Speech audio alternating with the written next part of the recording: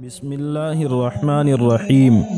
اللہ تعالیٰ نے اسلام کو جہاں بہت سی خصوصیات عطا فرمائی، وہیں ایک امتیازی شان اس کی یہ بھی رکھی ہے کہ اس کا مطالعہ کرنے والے کسی بھی دوسرے مذہب سے زیادہ ہیں۔ کچھ لوگ اس مقدس اور صاف شفاف دین کو اس لیے پڑھتے ہیں کہ اللہ کے احکام کو جانے، بندوں کو پیدا کرنے سے اللہ کی منشا کیا ہے اس کو پہچانے اور اس کے مطابق عمل کریں۔ دوسری طرف کچھ لوگ ایسے ہیں جو اس لیے اسلام کا مطالعہ کرتے ہیں کہ اس میں کوئی کمزوری اور داغ ملے تو اس کو دنیا کے سامنے لا سکیں، لیکن جب ان کا یہ مقصد کامیاب نہیں ہوتا صرف اس وجہ سے کہ کوئی کمزوری اللہ نے اس دین کے اندر چھوڑی ہی نہیں، تو پھر وہ اپنے خیال سے کچھ کمزوری اور کچھ اعتراضات گھڑ کر بنا کر کے پیش کرتے ہیں تاکہ دنیا کو دکھا سکیں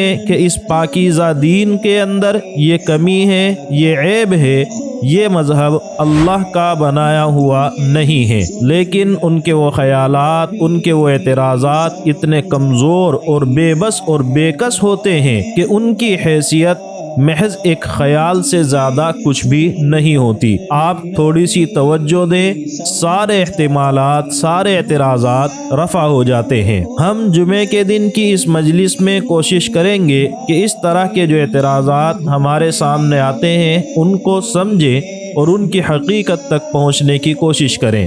مثلا ان میں سے ایک سوال یہ ہے کہ مسلمان جو نماز پڑھتے ہیں وہ حقیقت میں خانہ کعبہ کی عبادت ہے، اور دلیل یہ ہے کہ ہماری ہر نماز میں ہمارا رخ صرف اور صرف کعبے کی ہی طرف ہوتا ہے، اس کے علاوہ کسی دوسری سمت میں ہمارا رخ کبھی بھی نہیں ہوتا، جبکہ اگر عبادت صرف اللہ کی تھی تو اللہ تو کسی بھی سمت اور کسی بھی جہت سے بے نیاز ہے۔ لیکن آپ تھوڑی سی توجہ دیں تو جواب خود بخود آپ کے سامنے موجود ہوتا ہے، اور وہ یہ ہے کہ ہم کعبے کی پوجا اور عبادت نہیں کرتے، بلکہ عبادت صرف ایک اللہ کی کرتے ہیں۔ البتہ عبادت کے اندر ہمارا رخ خانہ کعبہ کی طرف ہوتا ہے۔ رہی یہ بات کہ ہم کعبے کی عبادت نہیں کرتے، اس کی دلیل کیا ہے؟ تو بہت سی چیزیں ہیں جن کے اندر آپ غور کریں، آپ کو جواب خود بخود مل جائے گا۔ مثلا ہم خود یہ دعویٰ کرتے ہیں کہ ہم خانہ کعبہ کی عبادت نہیں کرتے،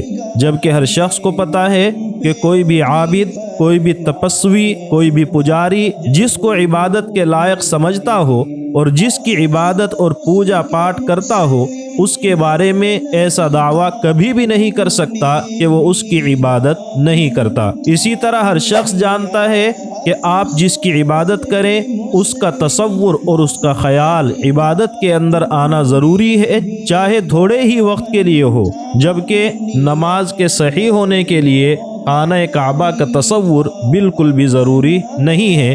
نمازی اپنی نماز مکمل کر لیتا ہے اور اس کو کعبے کا خیال تک نہیں آتا، جس سے صاف پتہ چلتا ہے کہ یہ نماز کی شرط ہے ہی نہیں۔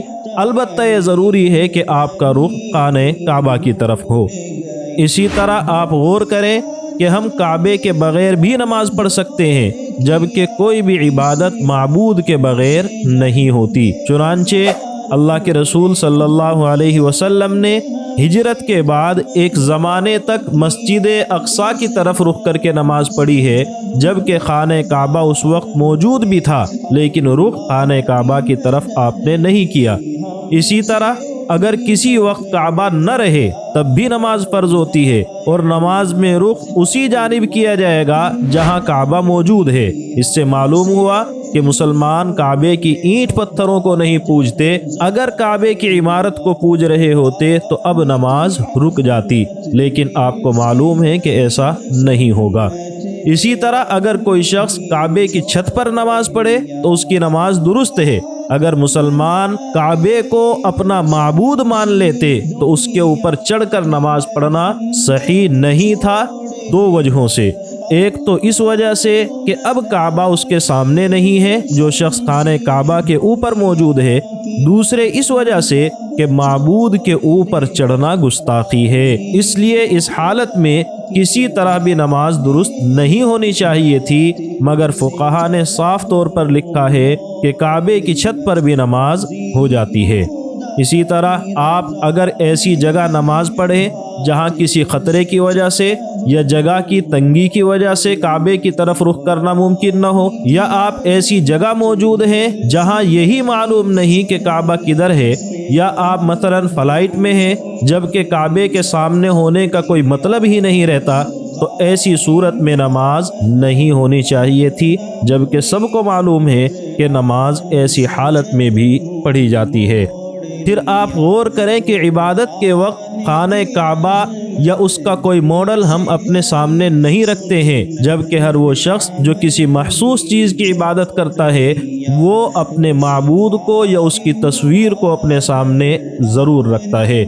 اس کے علاوہ آپ دیکھیں کہ اگر ہم خانہ کعبہ کی عبادت کا تصور رکھتے تو خانہ کعبہ کو ہی نفع نقصان کا مالک سمجھتے، حالانکہ کسی بھی مسلمان کا یہ عقیدہ نہیں ہے۔ ہماری پوری نماز ہو جاتی ہے، نماز کے اندر یا نماز کے بعد ہماری کوئی فریاد کعبے سے نہیں ہوتی، بلکہ خانہ کعبہ کے بارے میں ہمارا خیال ہے کیا، اس کا پتہ چلتا ہے حضرت عمر رضی اللہ عنہ کے اس فرمان سے جو انہوں نے حجر اسود کو بوسہ دینے کے بعد کہا تھا کہ میں یقیناً جانتا ہوں کہ تو ایک پتھر ہے، تو نہ کوئی فائدہ پہنچا سکتا ہے نہ کوئی نقصان پہنچا سکتا ہے، اگر میں نے نبی کریم صلی اللہ علیہ وسلم کو تجھے چومتے ہوئے نہ دیکھا ہوتا تو میں تجھے کبھی نہ چومتا۔ اسی طرح ہم خانہ کعبہ کی تعظیم اس لیے کرتے ہیں کہ اللہ کا حکم ہے، اگر اللہ حکم نہ دیتا ہم ہرگز تعظیم نہ کرتے۔ تعظیم اس لیے نہیں ہے کہ ہم خانہ کعبہ کو معبود سمجھ لیتے ہیں۔ اس کے علاوہ اللہ کے رسول صلی اللہ علیہ وسلم نے ایک مرتبہ خانہ کعبہ کو دیکھا اور فرمایا کہ اے کعبہ، تو کس قدر پاکیزہ ہے، تیری خوشبو کس قدر عمدہ ہے، تو کتنا زیادہ قابل احترام ہے، لیکن مومن کی عزت و احترام تجھ سے زیادہ ہے۔ اللہ تعالیٰ نے تجھ کو احترام کے قابل ضرور بنایا ہے، اور اسی طرح مومن کے مال، خون اور عزت کو بھی قابل احترام بنایا ہے، اور اسی احترام کی وجہ سے اس بات کو بھی حرام قرار دیا ہے کہ ہم مومن کے بارے میں ذرا بھی بدگمانی کریں۔ اس روایت سے پتہ چلتا ہے کہ اللہ کے نزدیک خانہ کعبہ اور بندہ مومن دونوں کی حیثیت اور عزت تو ہے، البتہ مومن کی عزت و احترام زیادہ ہے۔ جب ایک عام مومن کی عزت کا یہ حال ہے تو پھر خود رسول اللہ صلی اللہ علیہ وسلم کی عزت و احترام کس درجے میں ہے؟ اسی لیے تمام علماء امت کا اس بات پر اجماع ہے کہ اللہ کے رسول صلی اللہ علیہ وسلم کا جسم مبارک مدینہ منورہ میں روضہ اقدس کی زمین کے جس حصے سے لگا ہوا ہے اتنا حصہ خانہ کعبہ یہاں تک کہ اللہ کے عرش سے بھی افضل ہے۔ تو یہ حصہ جب افضل ہوا صرف اس وجہ سے کہ اللہ کے رسول کا جسم مبارک اس سے لگا ہوا ہے، تو خود جسم مبارک کتنا افضل ہوگا۔ اب آپ غور کریں کہ اگر کسی آدمی کی پاکیزگی اس کے مقدس ہونے کی وجہ سے یا کسی جگہ کے مقدس ہونے کی وجہ سے ہم اس کی عبادت کرتے، تو پھر اللہ کے رسول اپنی زندگی میں اور آپ کے دنیا سے رخصت ہونے کے بعد آپ کا روضہ اقدس اس بات کا زیادہ حقدار تھا کہ ہم اس کی عبادت کرتے اور اپنی نمازوں میں رخ مدینہ منورہ یا مسجد نبوی کی طرف کرتے، لیکن سب کو معلوم ہے کہ نمازوں میں ہمارا رخ مکہ مکرمہ میں موجود خانہ کعبہ کی طرف ہوتا ہے، روضہ اقدس کی طرف نہیں۔ البتہ ابھی بھی ایک سوال موجود ہے کہ اگر ہم خانہ کعبہ کی عبادت نہیں کرتے ہیں تو نماز میں ہمارا رخ خانہ کعبہ کی طرف ہی کیوں ہے، کسی دوسری طرف کیوں نہیں؟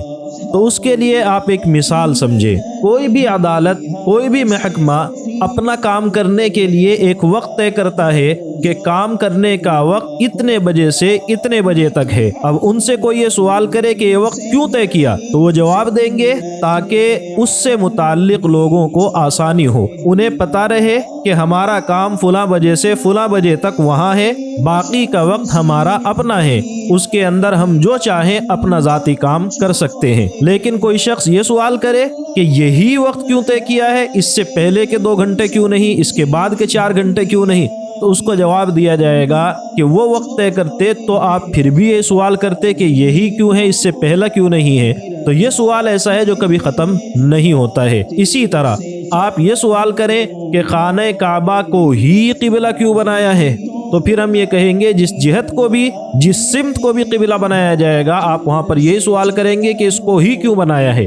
تو اس لیے یہ سوال تو بے محل ہے، بے موقع ہے۔ البتہ ایک دوسرا سوال کیا جا سکتا ہے کہ اس میں حکمت کیا ہے، یعنی آپ علت اور وجہ معلوم نہ کریں، یہ پوچھیں کہ اس میں کیا مصلحت ہے، تو آپ کو جواب ملے گا کہ آپ کسی بھی کام کے اندر اگر فوکس اور دھیان نہ لگائیں تو وہ کام یا تو سرے سے ہوگا ہی نہیں، یا اگر ہوگا تو پھر وہ نتائج اس پر مرتب نہیں ہوں گے جو درکار ہوتے ہیں۔